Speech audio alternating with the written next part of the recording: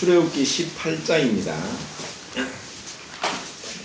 이 성경을 이제 순서대로 이렇게 살펴보는 것이 한편으로는 좀 지루한 것 같고, 또 우리에게 필요한 것들만 이렇게 찾아서 보는 것하고 이렇게 이제 시리즈로 계속 보는 것은 차이가 많이 나는 것 같습니다. 어떻게 하든 이제 18장은 어떤 의미에서는 잘 살펴보지 않고 그냥 지나칠 수 있는, 그리고 보통 설교나 이런 교제하는데 잘 등장하지 않는 부분이지만, 이 18장을 보면서 여러 가지 관점에서 이제 볼 수가 있어요. 먼저 이제 앞부분에서 12절까지 이 부분을 어떤 사람들은 이제 예표론적인 관점에서 이것을 천년왕국의 어떤 그런 모습으로 이렇게 보기도 합니다. 꼭 이제 그렇지만 않지만 그렇게 볼 수도 있다는 것이죠. 왜냐하면은 14장에서 그들은 이제 홍해를 건넜고, 그리고 15장에서 그 홍해를 건너고 하나님의 그 놀라운 구원을 찬양했고, 16장에서 그들은 만나를 통해서 또 안식일을 통해서, 그리고 여호와의 영광의 어떠함을 그 세 가지 관점에서 봤습니다. 그리고 17장에서는 그 반석을 통해서 그들은 물을 마셨고, 그리고 아말렉과의 전쟁을 르비딤에서 하는 것을 봤습니다. 그런데 이제 18장에서는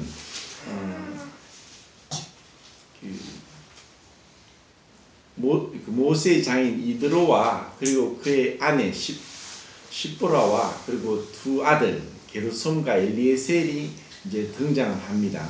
그래서 이런 그 등장하는 그 관점이 이제 예표론적으로 봤을 때 이제 이스라엘 백성이 그 구원을 받고, 그리고 주님의 그 은혜 가운데 이제 약속했던, 아브라함 때부터 약속했던 그 가나안 땅, 참된 그 가나안 땅, 그 천년 왕국에 이르는 장면이라고 본다는 거죠. 그 이후로 이제 4장에서 보면은 모세가 십보라로 인해서 어려움을 겪습니다. 분명히 이제 40년 동안의 광야 생활을 끝내고 하나님께서 이제 출애굽기 3장에서 나타나셨는데, 그때 그 장소가 지금 보는 17장부터 나온 하나님의 산 호렙이라고 합니다. 그곳에 40년 전에 하나님께서 그 전부터 미대한 광야에서 그를 다루시고 인도하셨던 그 하나님께서 이제 40년이 차고 모세에게 나타나실 때 그 장면을 생각하면은 이 의미가 어떠한지 알게 되는데, 이것은 이 13절부터 제가 말씀드리고, 3장에서 그 하나님을 만나게 되고, 그리고 이제 애굽을 벗어나는 데 있어서 모세를 사용한다고 이제 하나님이 이제 교훈을 하시죠. 그리고 이제 4장에서 이제 그의 아내 십보라와 두 아들들을 데리고 이제 하나님의 말씀대로 하나님의 지팡이를 손에 잡고 애굽으로 가는 중에 하나님께서 갑자기 모세를 죽이려고 했습니다. 기억나죠?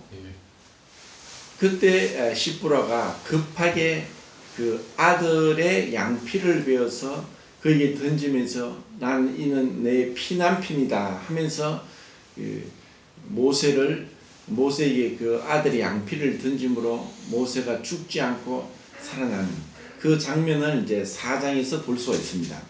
그런데 그 4장 이후로 이제 처음으로 이제 18장에서 이 십보라와 두 아들들이 나타난다는 것입니다. 이런 것을 살펴볼 때 하나님께서 마치 이제 뭐 소설의 복선을 깔듯이 여기서 이와 같은 그 내용들을 숨겨두지 않았는가 하고 해석을 하는 사람도 있다는 것입니다. 이 십보라를 그 모세의 아내로 봤을 때 이제 구약 성경에서 분명하게 이사야서 54장 5절, 그리고 예레미야 31장 32절이나 호세아 2장 2절에서 이스라엘 백성을 하나님의 그 아내다. 그리고 이스라엘 백성에 대해서 하나님께서는 그 너희들의 남편이 되신다 하고 아까 말씀하신 그 세 구절에서 나오고 있습니다. 결국 하나님께서 이스라엘 백성들에게 남편과 같이 너희들에게 절대적이고 또 너희들을 보호하고 사랑하고 또 그들을 향해서 끊임없는 그 함께 하고자 하는 그러한 의미로서 남편이라고 했습니다.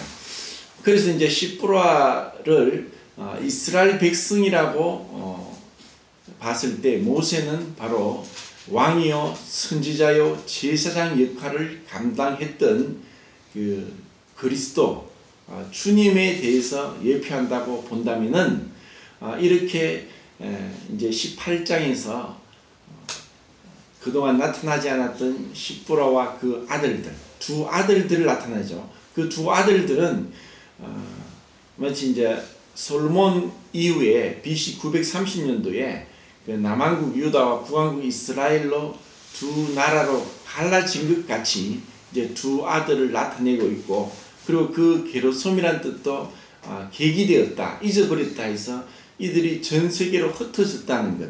다시 엘리에셀은 하나님은 나의 도움이 되신다 하면서 그렇게 전 세계로 흩어졌지만 그들은 다시 하나님의 은혜로 그 고국으로 돌아올 수 있었던 이런 장면을 보면서 이 예표론적으로 분명히 이제 시므라와 그 아들들은 이스라엘을 상징한다고 본다는 것. 그리고 이드로는 이방인들이 이제 하나님께로 돌아온다는 그런 이방인의 대표로 본다는 거죠.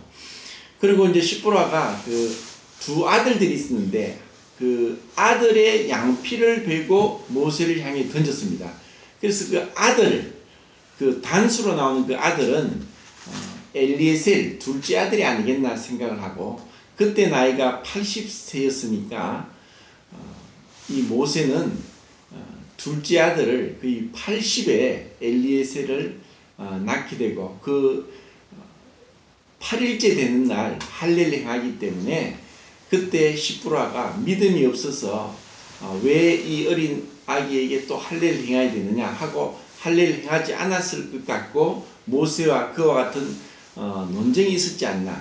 그런데 하나님은 그렇게 하나님 말씀대로 할례를 행하지 아니함으로 인해서 모세를 죽이려고 했고, 그리고 시므라는 그러한 것을 향해서 이 아들의 양피를 베고 모세에게 던집니다. 이 피난핀이라는 뜻에 대해서 두 가지로 이제 볼 수가 있는데, 시므라가 비난 섞인 그러한 의조로서 이 어린 아기 구태여 이렇게 뭐 수술을 해야 되겠느냐, 돌칼을 가지고 이렇게 양피를 베야 되겠냐, 이러한 뜻으로 불신의 뜻으로 이 피난핀이라고 했을 수도 있고, 또 다른 한편으로는 이 아들이 양피를 뱀으로 나의 남편이 죽지 않고 살아나는 핏값으로 산 남편이다, 이란 뜻으로도 볼 수가 있는데, 만약에 예표론적으로 이 시므라와 이 두 아들들을 이스라엘로 본다면은 이스라엘은 하나님을 그 메시아를 거절했습니다. 그리고 예수님을 십자가에 못 박았고 그들은 오랫동안 전 세계를 방랑했습니다. 거의 1900년 동안 나라 없이 헤매게 되는 거죠. 그리고 그들은 7년 환란을 통해서 결국 천년 왕국에 들어가게 되는 그런 그림자로 이 1절부터 12절까지 이제 볼 수 있다는 겁니다. 그렇게 볼 수도 있지만 또 그렇지 않게 볼 수도 있습니다. 그리고 이제 13절부터는 제가 이것을 보면서 그 교회 안에서 이 말씀을 어떻게 적용을 할까 이렇게 생각을 했는데, 13절부터 보면은 모세가 이드로의 그 방문을 받고 나서 그 여러 가지 일들을 얘기합니다. 분명히 이제 미디안 광야에서 있었던 그 이드로, 그는 오랫동안 그곳에 있었고 아무리 봐도 이제 모세보다는 나이가 많았겠죠. 그렇게 오랫동안 미디안 광야에서 족장으로 있으면서 이스라엘 백성들이 어떻게 해서 애굽을 나오고 홍해를 건너고 했다는 것을 듣게 되었습니다. 그리고 모세는 그것을 이도로에게 얘기를 하면서 어떻게 보면 처음으로 이 전도가 이루어지는 장면을 그 앞에서 봅니다. 하나님께서 우리에게 이렇게 하셨다. 이렇게 하면서 이도로는 야 정말 여호와가 참 하나님이다 하고 믿게 되고, 이도로에게 대해서 이와 같은 모세가 경험한 것을 증거함으로 그의 장인 이도로는 참된 하나님을 알게 되고 믿게 되지 않았나, 이런 생각을 합니다.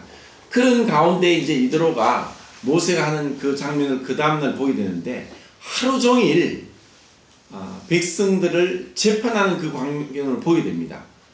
이것을 보고 장인이자 또 아니면 연로한 자로서 모세에게 사이에게 충고를 하는 거죠. 아니 너는 어떻게 하루 종일 그렇게 백성들을 재판한다고, 이것은 지치겠다, 이것은 지혜롭지 못하다 하면서 이도로가 그렇게 하지 말고 천부장, 백부장, 또 50부장, 10부장을 세워서 그들로 하여금 재판하게 하고, 어려운 재판이 안 될 경우에, 그들이 재판을 못할 경우에 모세에게 와서 재판하면은 그 일이 수월하지 않겠는가 하고 이렇게 지혜로운 말을 하게 됩니다. 이 말을 듣고 모세는 그러면 되겠다 하고, 이제 모세는 그 장인의 말을 듣고 이제 천부장하고 이렇게 세우게 되는 이 장면이 이제 이 13절부터 나오는 겁니다. 이것을 보면서 이런 생각을 했습니다. 이제 장정만 60만이고 그리고 많은 200만 명 정도 되는 사람들이 이제 그들끼리 같이 있으면서 어떤 일이 나느냐, 결국 사람들이 같이 있으면은 다툼이 일어납니다. 우리도 내 혼자서는 믿음이 좋은 줄 알고 신앙생활 할지 모르지만 정작 같이 있으면 문제가 생깁니다. 총각 때는 또 아니면 처녀 때는 그래도 교회에서 열심히 하지만 이제 결혼을 해보십시오. 정말 처음에는 좋았고 사랑한다 그랬고 함께 결혼을 했지만 같이 지내다 보면은 여러 가지 맞지 않는 부분이 나옵니다. 그럼 다투게 되죠. 싸우지 않는 부분은 이 세상에 아무도 없습니다. 이제 많은 시간이 걸려서 서로 성숙해서 싸우지 않는다면 이상적인 부부가 되겠지만, 처음에는 남자와 여자의 성의 차이로 인해서 싸우게 되고, 두 번째는 성격 차이로, 또 아니면은 믿음에 있어서 은사적인 부분에 있어서 차이가 나서 싸우게 된다는 거죠. 그래서 서로 사랑해서 부부가 되었던 부부도 싸운다면은 이와 같이 많은 이스라엘 백성들은 이제 시간이 지나면서 문제가 생기고 다툼이 생깁니다. 사도행전 7장에 보면은 스데반이 설교하면서 처음으로 이 광야에 있던 이스라엘 백성을 뭐라고 칭합니까? 광야 교회라고 합니다. 스데반이 처음으로 광야 교회라고 합니다. 그리고 그들이 교회가 된 것은, 교회라는 것은 헬라어로 에클레시아라로 해서 불러냄을 받았답니다. 그리고 이제 레위기에 보면 그들을 하나님께서 부르셨다 해서 히브리어로 와이크라, 그들을 부르셔서 하나님이 그들을 하나님을 섬기게 하고 하나님의 법을 가르쳐서 하나님의 법을 순종하도록 했다는 의미에서 그들은 광야 교회란 말이 틀리지 않다는 것입니다. 결국 교회 안에도 사실 다툼이 있고 문제가 있습니다. 그럼 이것을 하나님께서 어떻게 이것을 다스리게 하느냐? 분명히 하나님께서 모세에게 이와 같은 지혜를 주시지 않고 왜 이드로에게 이와 같은 지혜를 주셔서 천부장, 백부장, 50부장, 10부장을 삼아서 그들을 재판하게 하셨을까? 이런 것은 어떤 의미에서는 교회와 비슷합니다. 예수님께서 승천하시면서 교회에 대한 어떠한 지침도 없었습니다. 교회에 대해서 어떠한 매뉴얼도 없이 그분은 승천하셨는데 딱 한 가지만 약속했습니다. 무엇을 약속했죠? 성령을 주시겠다. 성령이 오셔서 그 모든 것을 가르치고 내 말을 생각나게 할 것이다. 이것은 교회에 대해서 굉장히 중요한 교훈입니다. 이 교회가 어떻게 이끌어져야 되느냐? 분명히 하나님의 방법으로, 하나님의 능력으로 그들이 부름을 받아서 교회를 이룹니다. 우리 각자가 하나님의 부름을 받아서 한 지체로서 섬기도록 부름을 받았습니다. 이것이 교회입니다. 그런데 교회 안에서 여러 가지 행정적인 일들을 사람들은 사람의 방법대로 하고 또 전통을 따라서 그리고 사람들이 만든 그런 규칙을 따라서 쭉 내려오지만 가장 이상적인 교회의 모습은 사람이 계획을 세우고 또 어떤 사람에 의해서 이렇게 내려오는 전통을 따라가는 것이 아니라 성령의 이끄시는 대로 성령이 이끄시는 대로 그들이 따라갈 때 가장 이상적인 교회의 모습이 된다는 것입니다. 그리고 이드로가 분명히 그 앞에서 모세의 그 간증을 듣고 이드로에게 믿음이 생겼습니다. 그리고 이드로가 지혜로운 자로서 나이가 많고 또 믿음을 가진 가운데 모세에게 이와 같은 충고를 함으로 인해서 모세는 좀 더 한결 그 편한 가운데 이들을 다스릴 수 있게 되었습니다. 그래서 교회 안에서도 정말 믿음을 갖고 이드로가 말한 것으로는 제득이 겸비하고 그리고 하나님을 두려워하고 그리고 하나님 앞에서 사람 앞에서 어떤 그 신실하고 진실한 자를 세워서 그렇게 백성들을 다스리라고 했던 것입니다. 분명히 이제 그 앞에 3장과 4장에 보면은 모세가 이와 같이 애굽으로 이들을 인도하기 전에 이미 이스라엘에는 장로들이 있었습니다. 이 장로가 히브리어로 보면은 두 가지가 있습니다. 자켄이란 단어도 쓰고 시브라는 단어도 쓰는데 자켄이란 단어는 이제 특수음이란 뜻이고 시브는 이제 백발, 흰머리를 의미합니다. 결국 하나님께서 이들을 이스라엘 백성을 인도할 때 장로들을 통해서 인도하십니다. 그리고 신약 성경의 헬라어로 또 장로가 뭐냐면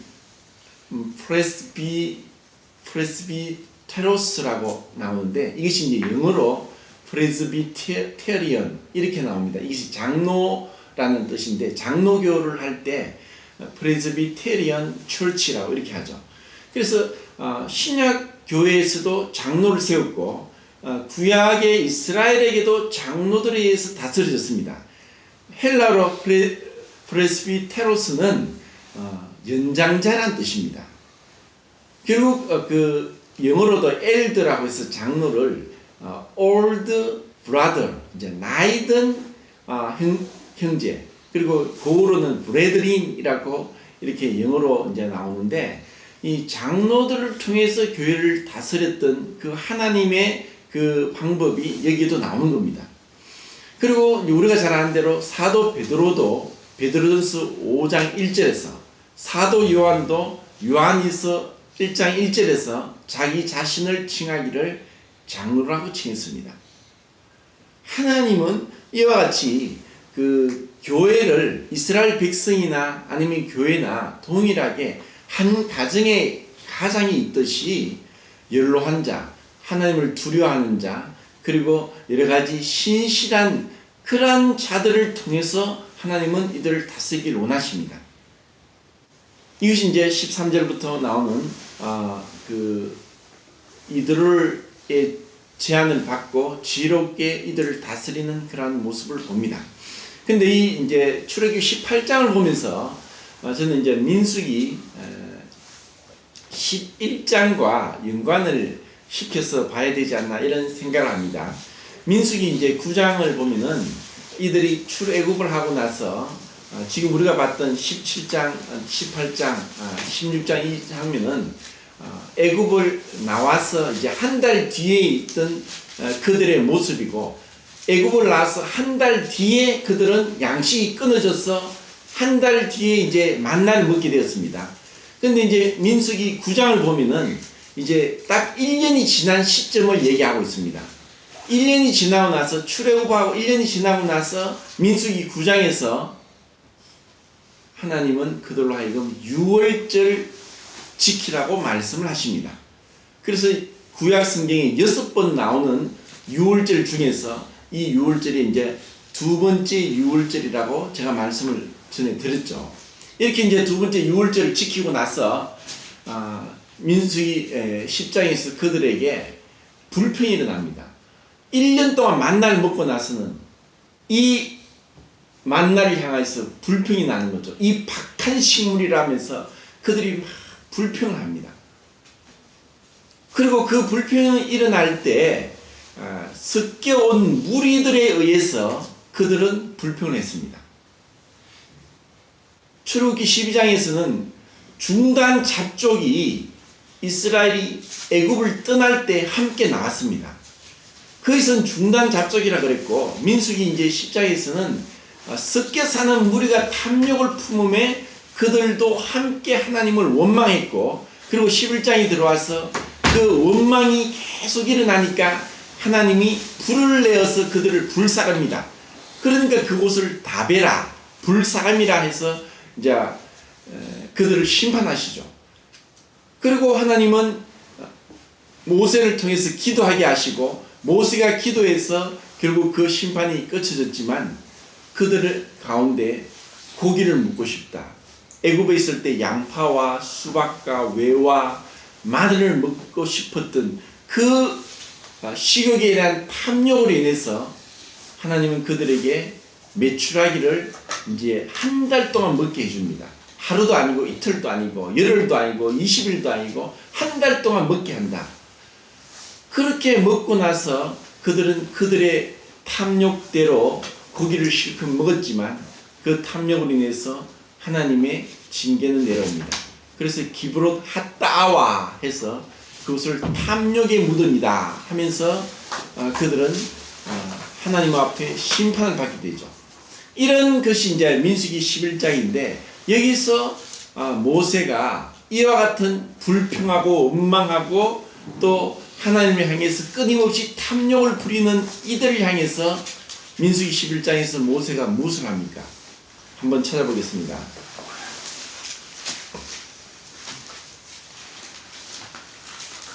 11장 11절을 보면은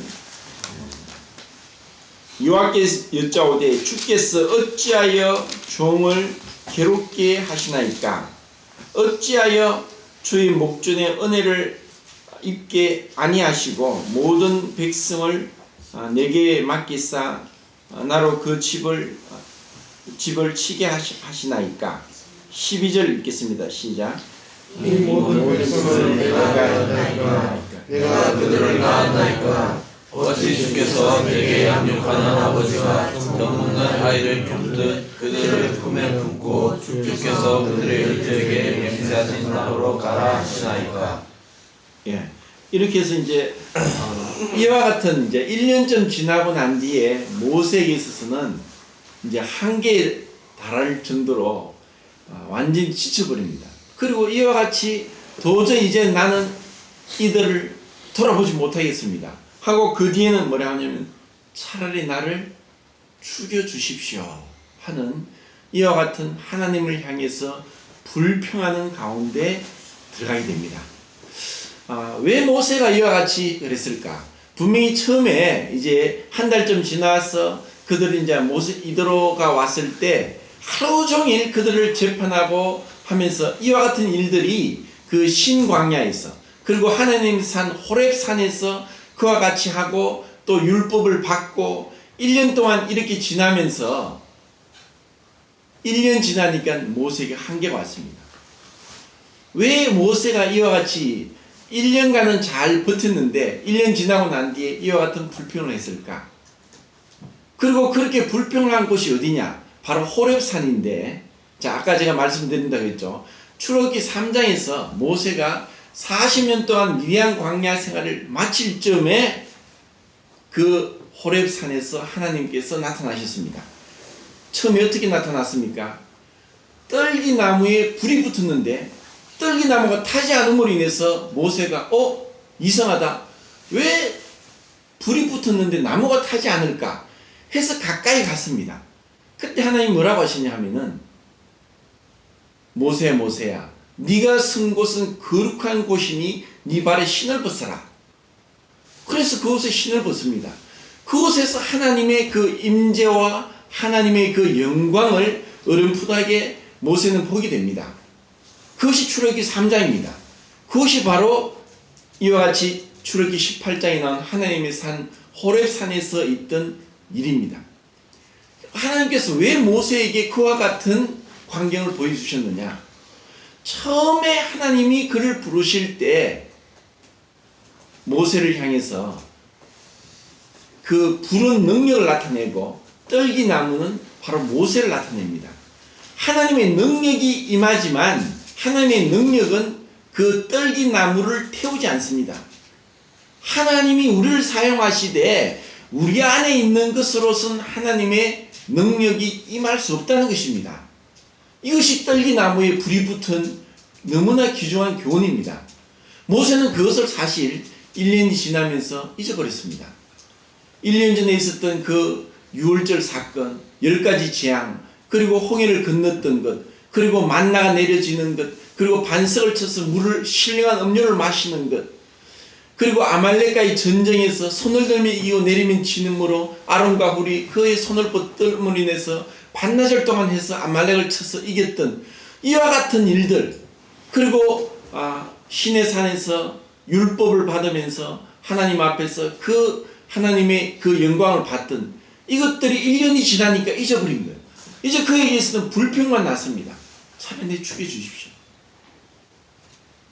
그때 하나님은 모세를 향해서 그래, 너희들 중에서 70명의 장로를 세우라고 합니다. 70명의 장로를 이렇게 해서 세우게 됩니다. 그리고 모세에게 너희에게 내려진 신을 그들에게도 내리겠다. 나중에 누가복음에 보면은 예수님께서 12제자 외에 또 70명의 제자를 세우시고 그들을 파송하는 것을 볼 수 있습니다. 이 70이라는 숫자는 하나님의 경륜에 있어서 대단히 중요한 숫자입니다. 이스라엘 백성에게 분명히 처음에는 이드로의 제안으로 인해서 천부장과 백부장과 50부장과 10부장을 세웠지만 그들로 이를 다 감당하지 못하는 거예요. 모세도 한계가 왔습니다. 그때 하나님은 나의 신을 그들에게 주겠다 하고 약속하십니다. 이것이 스가랴서 4장 6절 말씀입니다. 이는 힘으로 능으로 되지 아니하고 오직 나의 신으로 말미암느니라. 하나님의 영이 아니면은 불가능합니다. 모세에게도 처음 부르실 때 그 모세가 바로 떨기나무다. 하나님 앞에 그의 능력으로서는 어찌할 수 없다. 그래서 40년을 찾다는 40년을 차고 그에게 이 떨기나무 환상을 보여주시는 겁니다. 40년을 왜 채워야 됐느냐? 40년 동안 애굽의 왕자로 있었던 모든 것을 씻기 위해서 미디안 광야에 40년이 필요했습니다. 우리가 하나님 앞에 쓰임 받기 위해서는 우리 자신에게 있는 지혜와 지식과 경험이 필요하지 않다는 겁니다. 우리가 우리 자신의 지혜와 지식과 경험을 의지할 때 하나님을 의뢰할 수 없습니다. 하나님의 일은 하나님의 방법을 하는 것입니다. 오늘날 교회가 잘못되는 것은 교회 안에 세상적인 방법이 들어옵니다. 세상적인 그런 방법과 지혜가 들어와서 세상적인 방법으로 그리고 전혀 하나님의 성령이 없는 구원받지 못한 자들에 의해서 교회가 다스려지기 때문에 교회가 온갖 문제가 일어납니다. 교회 안에서 이런 장로로서 세우기 위해서는 첫 번째 하나님을 두려워야 됩니다. 이것이 이도로가 제안했던 겁니다. 그리고 두 번째는 제득이 겸비해야 되고 그리고 신실한 자가 되어야 됩니다. 이 세 가지가 필요합니다. 교회 안에서도 첫 번째 구원받아야 됩니다. 두 번째는 성도들로 하여금 인정을 받아야 됩니다. 세 번째는 세상 사람들로 하여금 지탄을 받지 않아야 됩니다. 이 세 가지가 있을 때 그들은 장로로서 집사로서 교회를 이끌 수 있습니다. 이러지 않고 세상적인 기준으로 계속 가니까 교회는 끊임없이 문제와 다툼과 분열이 일어나는 것이죠. 자, 여기서 이제 11장에서 또 한 가지 귀한 교훈을 받게 됐는데, 여기 이제 70인 중에 여호수아나 아론이나 훌이나 또 갈렙이 들어갔지 않나 이런 생각을 하게 되고, 그런데 70인이 분명히 와서 하나님의 신을 받게 되고 그들이 감동을 받게 됩니다. 그리고 모세를 도와서 그들을 잘 다스리게 됐는데 그 70인 중에 두 사람이 빠졌습니다. 두 사람이 누구였습니까? 엘닷과 메닷입니다.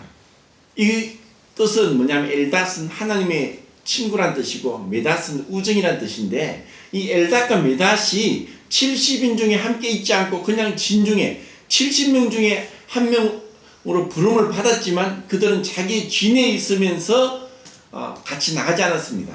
이것을 어떤 사람이 모세에게 일러 바치죠. 모세 옆에 항상 따라다니듯 시종했던 여호수아가 그것을 들고 저들을 금하십시오. 저들도 예언을 합니다. 금하라고 했습니다. 그때 모세가 뭐라고 말합니까? 놔둬라.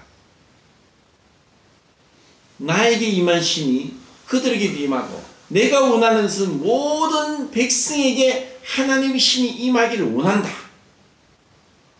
이것이 모세의 마음이었습니다.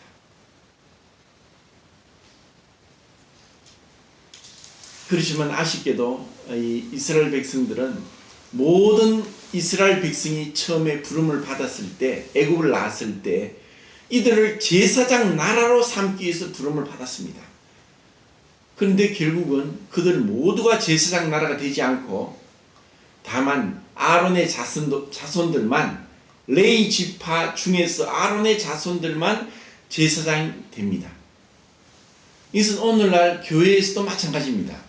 하나님이 우리를 교회로 부르신 에클레시아라고 해서 세상에서 불러냄을 받았는데, 우리를 베드로전서 2장 9절에 택하신 족속이요 왕같은 제사장이요, 하나님 우리를 왕같은 제사장으로 불렀습니다. 우리 모두가 하나님 말씀 가운데 창념하고 말씀의 깨달음을 받아서 가르치고 서로 말씀 가운데 교제하기를 원합니다.